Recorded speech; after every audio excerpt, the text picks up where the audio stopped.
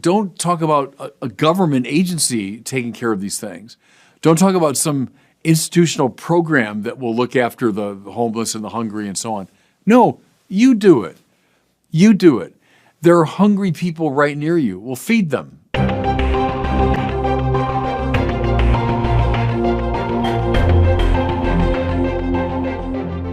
Welcome back to the Word on Fire show. I'm Brandon Vaught, the host and the senior publishing director at Word on Fire.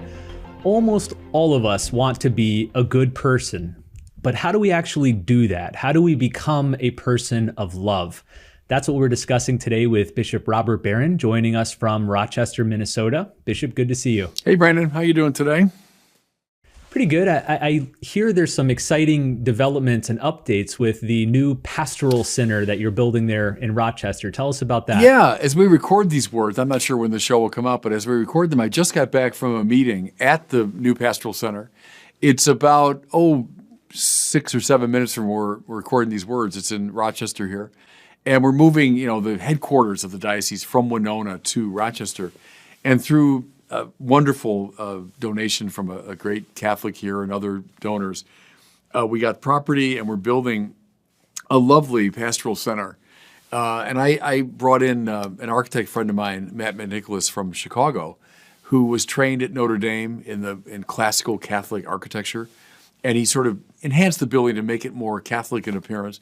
In the center of it, it's got two wings. In the center, though, is a great chapel, and with a rose window and a vaulted ceiling.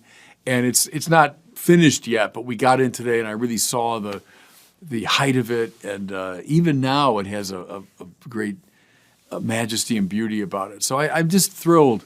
It'll be a huge upgrade for us in the diocese to move from where we had been in Winona to here.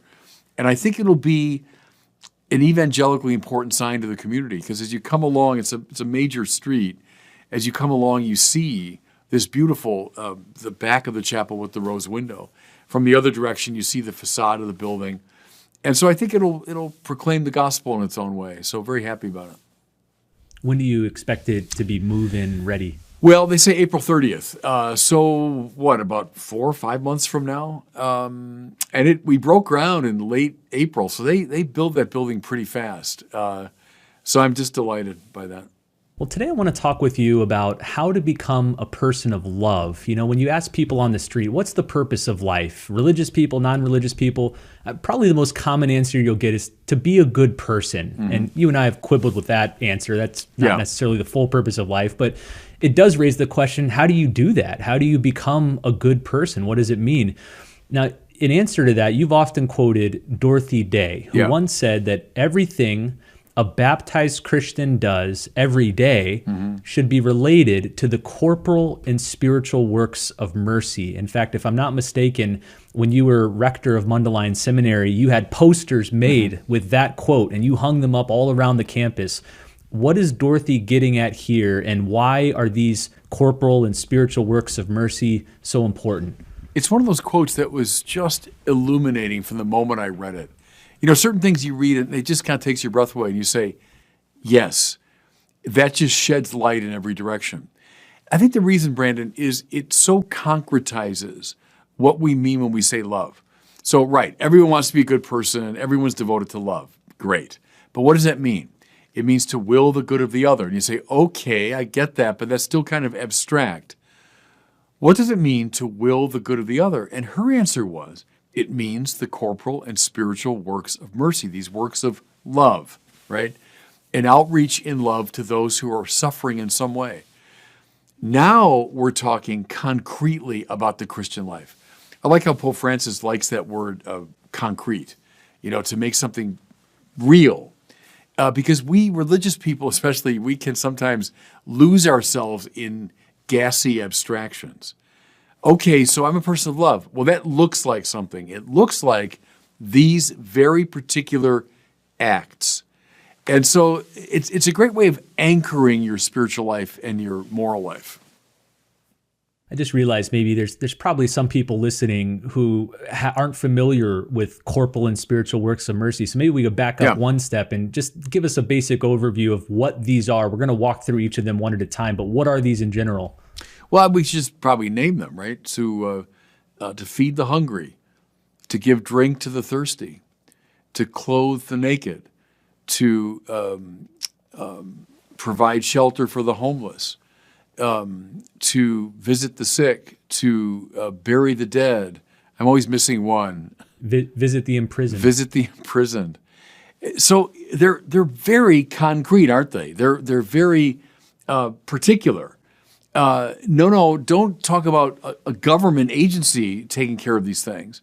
Don't talk about some institutional program that will look after the homeless and the hungry and so on. No, you do it. You do it. There are hungry people right near you. Well, feed them, you know? So it anchors the moral life in a way that is both unnerving and liberating. So you listed out the 7 corporal works of mercy. There's also 7 spiritual works of mercy. I thought maybe we could devote a discussion to that in a couple weeks or so. Okay. I want to focus on the corporal works of mercy today. Would you say it's correct that we, as people aiming to be people of love, should use these as a litmus test, that Yes. these are the marks we should measure our love against? Yes, because if you say, all right, to love me is to will the good of the other and do something about it. All right. Now, show me. Show me precisely how you're doing that. And it's got to show up in your life as these works of mercy to those who are in need. So yes, I think it's a very good way to ground the Christian life.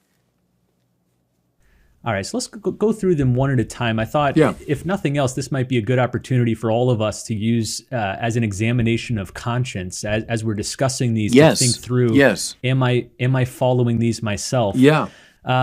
Maybe we can group the first few together. So the first 3 are feed the hungry, give drink to the thirsty, clothe the naked. How do you read these 3? Very basic needs of people that have to be met. Again, we can fly into the realm of abstraction. Oh, I'm helping people. Well, how? There are people who are in need in this most basic way. Now you say, oh, I guess, overseas, so I'll send some money to the missions. Well, fine. I have nothing against that. Please do it. And that is a way of doing the works of mercy. But we can forget, Brandon, very easily. I don't care who's listening to me right now. Trust me, within 10 minutes of where you're sitting, there are hungry and thirsty people. There are. I lived for 6 years, as you well know, in Santa Barbara, California, one of the most, exclusive parts of the world. Oprah lives there, Montecito. Prince Harry lives there. Kevin Costner, movie stars live there. I lived, 15 minutes from where they live. I didn't live in a fancy schmancy neighborhood, but Santa Barbara. But 10 minutes from my house in Santa Barbara, maybe less than that, there were people who were hungry and thirsty and on a chronic basis. So don't think that the hungry and thirsty and those who need decent clothing are just in some distant, Asian or African country. They are, no matter where you're hearing me, they are within 10 minutes of you. So what are you doing to help them? Now, homeless shelters and soup kitchens, and great. Believe me, there's one not far from you. I don't care where you are. There's one not far from you. Go, help out. Give money to it. Yes, indeed. Be a presence at a place like that. Yes, vote in accord with some of these principles. Sure, do all those things. But I like the direct involvement, that you personally kind of getting your hands dirty, so to speak. You get involved in these activities. But, think of something, Brandon, as simple as a mom preparing a meal for her kids. Well, that's a corporal work of mercy. She's feeding the hungry, Think of someone who's getting a lemonade for someone who's thirsty after a run or something. Sure, that's giving drink to the thirsty. So it's not like just the dramatic cases of, those who are in dire need, but even those simple gestures of assuaging someone's hunger or thirst. Clothe the naked. There are people who are in need of warm clothing. A lot of people listen to me right now. Within 10 minutes of you, there are centers that provide clothes for people that need them. Babies who are, in poor families that need basic clothing. One thing I mentioned, I think maybe at the Good News Conference, I said the closet is a very interesting place for some spiritual work. What I meant was, you go into your closet and trust me, you're going to find all kinds of things in there that you don't wear, that you haven't worn in ages. There's a shirt. Why is that still here? I haven't worn a thing in 3 years. Well, that's a very good sign that it's time to give that away. Someone once said to me, there should be like an expiration date on clothes, like on food. Like if this shirt expired in 2019. Good. Go into your closet and find shoes and shirts and pants and coats that you can and should give away and give. That's clothing the naked, right? So I like the particular concrete quality of these things. You shared that Dorothy Day quote just kind of rocked your world and left an indelible mark. There was a similar quote that I encountered when I was in college. At the time, I was a Protestant, and there was an evangelical writer named Shane Claiborne, kind of an evangelical version of Dorothy Day, wrote a book called The Irresistible Revolution about serving the poor. And he said this, he said, I come to see that the great tragedy in the church is not that rich Christians do not care about the poor, but that rich Christians do not know the poor. And his point was that there's an indirect way to help the poor through charities and organizations and donations, and all those are good things. We should encourage them. There's something radically different when you go into the street and physically give food or drink to somebody, or physically give clothes to somebody. Why is that a different type of interaction? Because it reaches to the fullness of your being. It's not just the velleity, that would be the most abstract, nor is it just sending a check. It's something that involves the totality of you. As I say, it gets your hands dirty. Or Pope Francis, it gives you the smell of the sheep, So I think it's an incarnational understanding of these works. The closet thing again is interesting. I think I got that idea from, it's been attributed to both John Chrysostom and to St. Ambrose, the line that if you've got two shirts in your closet, one belongs to you, the other belongs to the man who has no shirt. Talk about a quote that takes your breath away, right? If you let that one sink in, I don't know. I mean, look at all the shirts I got in my closet, many of which I don't wear anymore. And you kind of wear the same thing every day. Yeah, that's right. I wear a lot of the same look every day, basic black. So there's such a good, challenging, and incarnate way of expressing love. So those are the first three of the corporal works of mercy: feeding the hungry, giving drink to the thirsty, clothing the naked. The fourth one is visiting the imprisoned.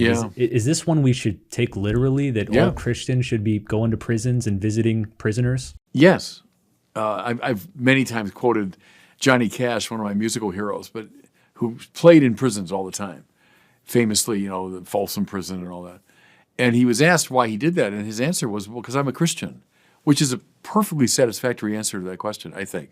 So yes, indeed, it does mean that. But, he broadened it to, there are a lot of prisons, aren't there? Elderly people that are kind of imprisoned in their own home. Sick people that can be imprisoned on their own bed. People imprisoned by addictions. People imprisoned by their fears. Imprisoned by old hatreds they can't get rid of. There's a lot of forms of incarceration. And so do we visit, in a liberating way, those who are in prison? Maybe think about that when you, again, I like your idea, Brandon, of a way of examining your conscience. I find that very helpful when you go to confession, so that you don't just kind of repeat the same formulas over and over again, but you really examine your conscience. One way to do it is with the deadly sins or with the Ten Commandments, but this is not a bad way either. How have I done or not done the corporal and spiritual works? So as you're approaching your day, all right, who are imprisoned people that I'm likely to meet today, or that I should go to meet today and visit? It's a good question. I think there's a lot of us at Word on Fire whom you've counseled and helped over the years. And I know one bit of advice you often give to somebody who's really struggling in a dark period, whether because of depression or doubt or sin, or they're just going through something tough, And a bit of advice you regularly give is go out and do an act of love. Right. And you use these as your reference. Why is that the right path to take? I've been saying that for years because I preach that to myself too. Look, if the Lord is right about this, that you'll know that you're my disciples by your love. God is love. The goal of life is union with God, and therefore we have our answer. That's the answer. And I think it's proven experientially over and over again that when you're preoccupied, when you're afraid, you're anxious, you're depressed, there's a kind of, as Augustine said, right, incurvatus in se, you've caved in around yourself. Go out. Go out. And not just to find entertainment. Go out in an attitude of love. And you'll break free of this kind of black hole quality. That's, I think our metaphor for incurvatus in se would be a black hole that just draws everything into itself. To break free from that is to engage even in the simplest act of love. It doesn't have to be, Mother Teresa, but I mean, just how about write a note to someone that you haven't talked to for a while that you suspect probably could use a word of encouragement. Offer a compliment to someone who needs it, right? Help a kid who's struggling with his or her studies in school. Bake cookies and give them out. I mean, do anything that will break you free of the black hole tendency of sin. That's what I mean. And so when people write to me, they do sometimes, saying just that, like, I'm just lost. I'm in a black depression, And I don't know the person well enough to be giving like really good psychological or counseling kind of advice. But I always say that. All right, step one, perform the simplest act of love today. And then tomorrow, do another one. And the next day, maybe do 2 acts of love, And it can't do any harm. The person probably needs, I know needs more, personal attention and maybe psychological counseling and medication even, who knows? And nothing wrong with any of that. But as step one, perform the simplest act of love. And I think you'll find a way out of that hell.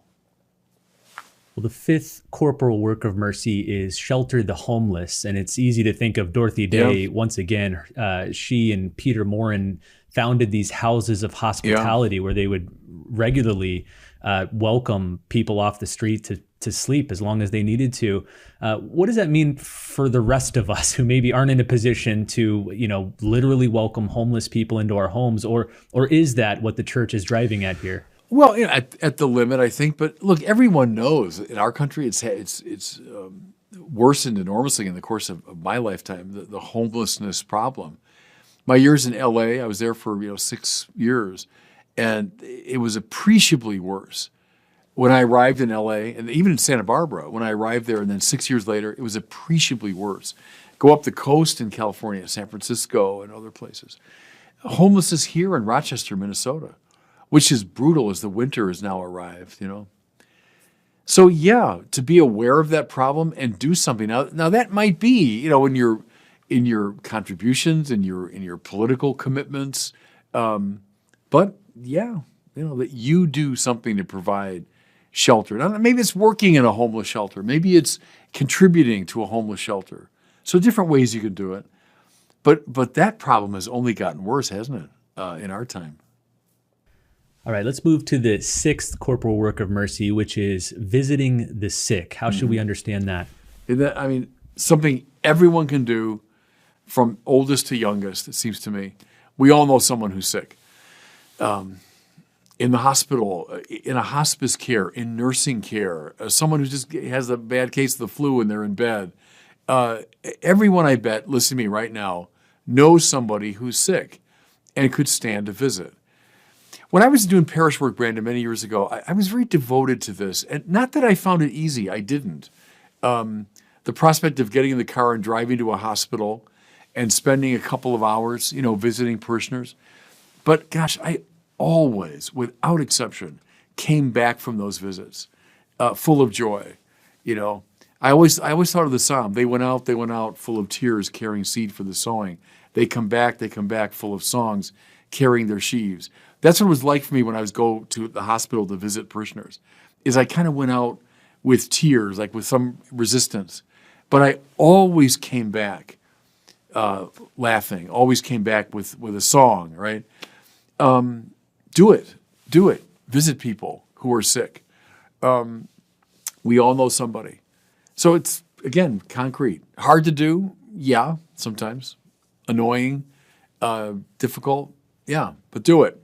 Visit the sick.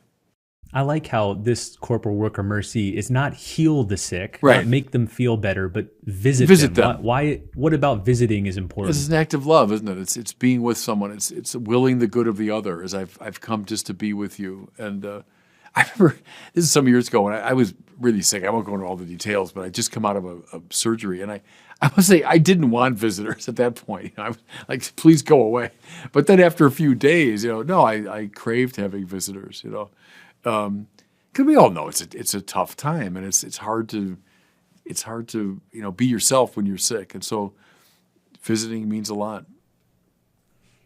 All right, let's turn to the last corporal work of mercy, which is burying the dead. And I know you have a particular memory of your father in regards to this corporal work of mercy, how he practiced it and counted it. It's where I learned the term. This one, I was a little kid, and my father, was a good Irishman. He went to a lot of wakes, and he was a salesman. He knew a lot of people, and that combination meant he went to a lot of wakes. And he'd come home from the wake, and I'm a little kid, and we're kind of wondering, what were you doing? What's the point of that? And he would always say, corporal work of mercy.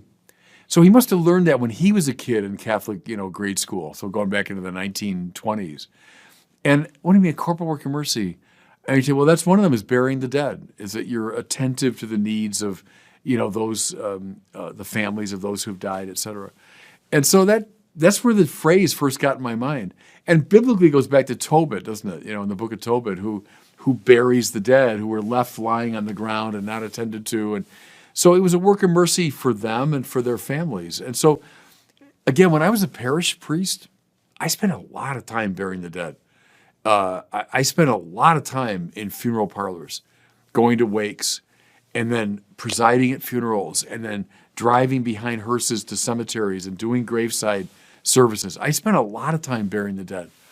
I would tell my guys at Mundelein when I was rector, as a priest, you're going to do the corporal and spiritual works of mercy. And one of them is that. You'll be 26 or 7 years old.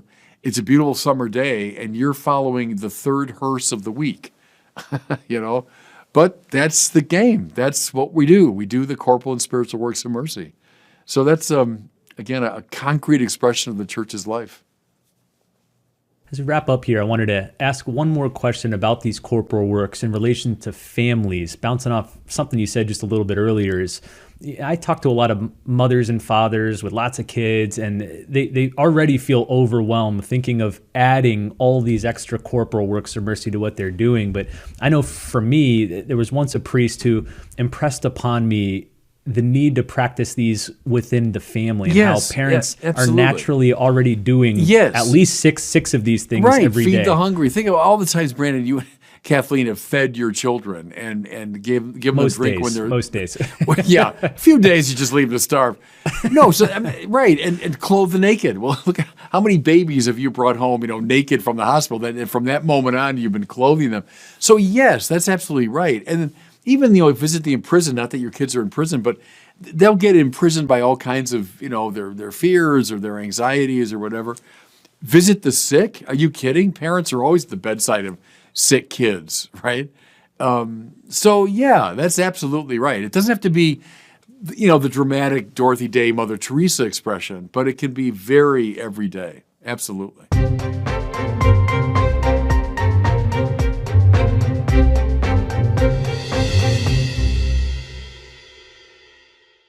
Well, it's time now for our question from one of our listeners. Today we have one about sin, the passing on of sin. Here's the question. Hi, Bishop Barron. My name is Gigi, and I'm wondering, since I did not inherit the sins of my parents, why did I inherit the sins of Adam and Eve?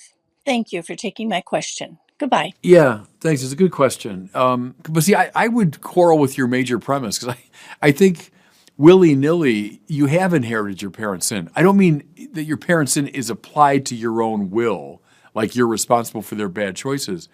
But sin is like a contagion. It's like a dysfunction in a family. So think of a kid born into a dysfunctional family where alcohol abuse or drug abuse or physical abuse or whatever is on offer. Whether that kid likes it or not, he inherits, in that sense, the sins of his parents. The most dramatic example would be a crack baby, right? There's a baby that's born to a mother who's addicted to crack. The baby is born addicted to crack, even though the baby's not morally responsible in any way. But de facto, the baby has inherited the sin of his mother. Well, I think sin is kind of like that. It's a poisonous atmosphere that we're in. And I think about my dear parents, sure, the quirks or limitations of theirs that I inherited or that I was affected by. And I think that's the best way to understand original sin, that we do indeed inherit now this whole long history of human dysfunction, beginning with our first parents, but coming up through the whole of human history. Sure, we inherit that. It affects us. Again, not to be assigned to my personal will, but that's what the church teaches. Original sin is not assigned to my personal will, but it's like a poisonous atmosphere. See, again, that's why we need not just a teacher, we need a savior.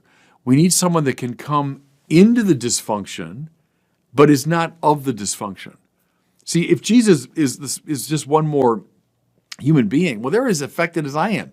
They might be smart and interesting, and they might offer some political liberation or whatever, but they won't save us.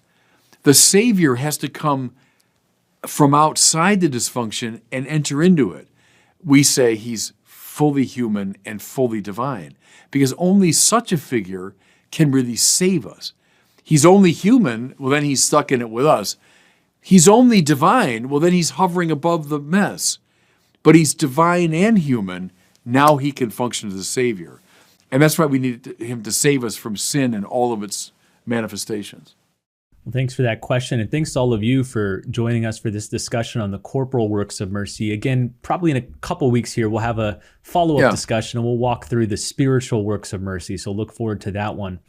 Listen, as we wrap up here, Lent is right around the corner. When this episode drops, it's only going to be about a month away. Lent actually is going to be on February 14th this year. It's on Valentine's Day. Yeah. So good luck to a lot of couples trying to figure that night out. But at Word on Fire, we are once again releasing our Lent Reflections booklet. So you can get your 2024 Lent Reflections booklet today, and we want to send it to you for free. You can get a free copy. You just cover the shipping and handling. You can also order bulk copies, 20, 50, 100, or even for your whole parish. I know tons of parishes do that. Each booklet features the gospel reading for every day during Lent from Mass, along with a short reflection from Bishop Barron. So you can journey through the scriptures throughout Lent.